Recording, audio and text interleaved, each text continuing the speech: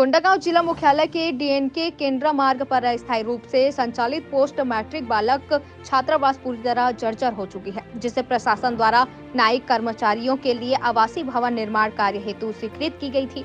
आपको बता दें कि वर्तमान में जर्जर अस्थायी छात्रावास में 50 से अधिक महाविद्यालयीन छात्र अध्ययनरत हैं। मिली जानकारी के अनुसार जिला प्रशासन ने महीने भर पहले छात्रों को रूम खाली करने का नोटिस जारी किया था, जहां इस मामले पर छात्रों ने मीडिया के माध्यम से प्रशासन से स्थायी छात्रावास की मांग। मेरा नाम संजूलाल मंडावी है। मैं वर्तमान में महाविद्यालयीन गृह छात्रावास डीएनके कोंडागांव का अध्यक्ष हूँ। मैं कक्षा एमएससी थर्ड सेम में हूँ।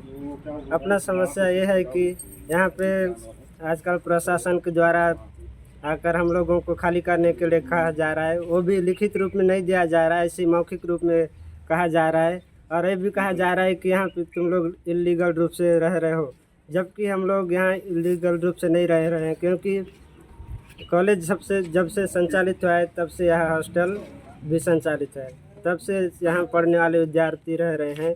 उसी के अनुसार हम लोग भी यहाँ पढ़ाई करने वाले स्टूडेंट्स ही रह रहे हैं अभी तक। इस हॉस्टल में सभी वर्ग के स्टूडेंट्स रहते हैं और भी यहाँ पे अलग अलग ज़िले से रहते हैं, कोई सुकमा से, कोई नारायणपुर ज़िले से, कोई कांकेर ज़िले से हैं।